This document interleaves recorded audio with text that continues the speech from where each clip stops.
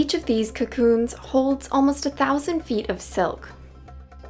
And these wiggly little guys are responsible for spinning them. Here in Nam Cao, Vietnam, craftspeople weave silk that's so valuable it can sell for $150 a dress.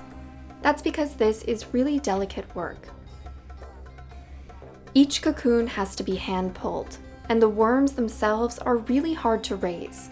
For one, they're always hungry, and they need the perfect environment, or else they'll die. Today, Vietnam is the second biggest producer of raw silk in the world. Nearly everyone in this village works in the industry, and they're using many of the same techniques passed down for generations. But about a decade ago, the industry in this town almost dried up. Đến khi tôi về gần 10 năm trước, làng nghề chỉ còn có 3 hộ. Fake silk from China had flooded the market, and warmer temperatures were threatening the worms' lives. But this area revived itself, thanks to Han. She got farmers to weave more profitable goods and helped them reinvest in new technologies that boosted production. Chúng tôi đã trao quyền cho bà con. We head to Vietnam to see how one village saved its big business of silk. Silkvillages.Vietnam. And they produce silk in a tedious 30-step process. It all starts in fields like this one. There aren't any worms out here. This is just their food, and they need this much of it.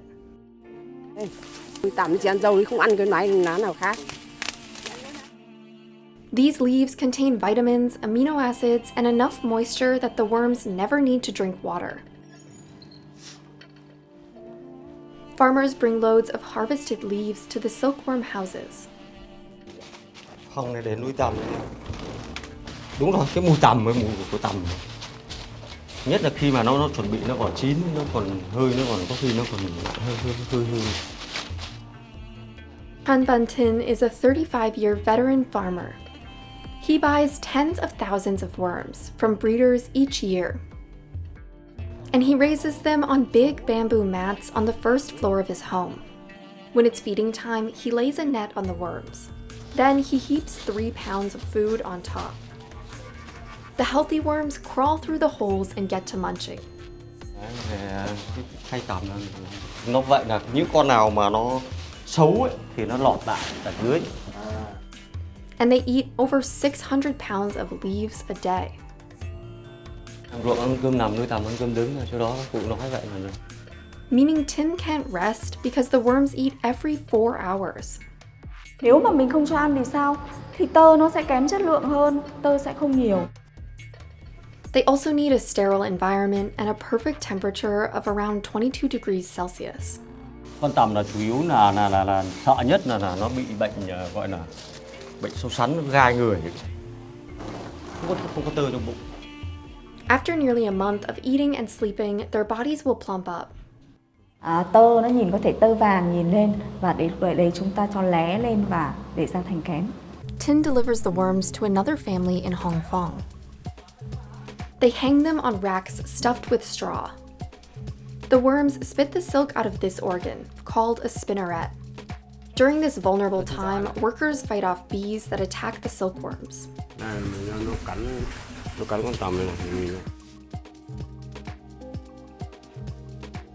The worms need sunny weather to produce colorful cocoons, because if it's rainy and gray outside, the cocoons could lose their color and look damaged. Within 2 days, the cocoons are ready. Workers remove each one by hand. Once they've got a big enough pile, they boil the cocoons in water. That way, they can kill the pupae insides and either eat them or use them in traditional medicine. Như ở quê mình thì mình cắt ra, sau đó là các bà mang rang lá chanh, chẳng hạn như làm mồi cho các ông uống bia hoặc là ăn cơm vẫn bình thường, không có vấn đề gì. Then they soak the cocoons for another 5 to 7 hours before pulling the threads. Nấu vào bùi 3-5 tiếng, tại sao phải nấu bùi vậy? Để cho sợi nó mềm ra. Families here pass down the delicate technique of hand pulling thread. Mà coi như là tôi làm đến gia đình nhà tôi làm đến tôi là đời thứ 4. Con gái tôi là đời thứ 5 bây giờ vẫn tiếp tục Pham Thi Buong has worked in silk for nearly 60 years. She'll unravel about 70 grams of thread a day. Kéo như này nhá, xong cứ kéo như này là ngày chỉ được Trong nước và có những cái đôi bàn tay mà nó chai, nó sạm và cũng như là nó dợt hết đi. Nhưng mà sau trong tình yêu của các nghệ nhân vẫn đang còn rất là nhiều. This machine reels the silk. Workers then hang the threads to dry. Ai mà bà đánh mà không chuẩn mắt lên nó đứt thì là người dệt cũng vất vả mà nó lặn xuống những cái cục. Next, the threads head to the cooperative to be woven. Luôn là đây là những sợi tơ chất lượng 5A xuất khẩu đi châu Âu. And finally, the silk gets dunked 100 times in all natural dyes. They use gak fruit for red, almond leaves or turmeric for yellow, tallow leaves for black, and indigofera for, well, indigo. It's the same technique they've used for generations. Silk weaving dates back 4,000 years in Vietnam, all the way to the Bronze Age. For millennia, it was the fabric of choice for nobility. And in its heyday in the 16th to 18th century, traders came from all over the world to buy Vietnam's silk. Beginning in the 2000s, Vietnam's temperatures heated up, and storms came more frequently. Cái con tằm này thì nó không có ưa nhiệt độ ẩm cao. There was also an influx of counterfeit silk from China. Mà mình không thể biết được những người thực sự trong nghề hoặc là mình sử dụng bằng đốt này. Đốt cháy lên thì mình mới biết được thôi. Real silk will burn slowly and smell like burnt hair, while the fake stuff will burn quickly and smell like plastic. Prices for Vietnam's silk fluctuated, dropping as low as $3 per kilo. With less profit, young people took jobs in textile factories in the cities to earn more. Những cái mà làng nghề gần như mất đi và gần như ngày đấy là mọi người đã gần như là chán lắm rồi. Han heard the story of the diminishing craft village when she visited in the early 2010s, and she wanted to help. She quit her job in interior design and decided to band families together. Đó là tôi mới thành lập lại hợp tác xã, là hợp nhau, cùng hợp thay vì chỉ là một người làm thôi rất là nhỏ bé. Chúng ta phải giữ lấy nghề, bởi vì nghề này nó góp phần cho đất nước, cho quê hương, cho mỗi vùng miền. She got farmers to purchase air conditioning units so they could raise worms in any weather. Thành ra là mình phải lắp điều hòa để giữ cái nhiệt độ cho nó mát mẻ.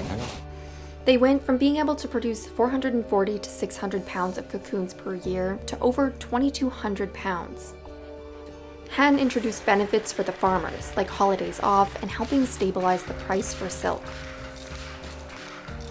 Nó chỉ một giá thôi cho nên là mình yên tâm về được cái giá cả. Today, over 200 families in Nam Cao are part of her cooperative, pumping out 220 pounds of silk a month. And each family can make up to $12,000 a year, a high wage for this area. They weave a silk that is great at moisture and temperature control, making it breathable in the summer and insulating in the winter. Because of these properties, silk from Han's collective can be used in everything from sofa covers, curtains, and suits to pillowcases and sheets. Tơ tằm đấy, bằng tơ tằm. thế là thế này nhá, còn có cái vỏ bọc của nó thì là đấy. Những khách hàng của chúng tôi là những nhà thiết kế thời trang, những nhà nhập khẩu về decor nội thất, rồi các cửa hàng, các siêu thị mẹ và bé.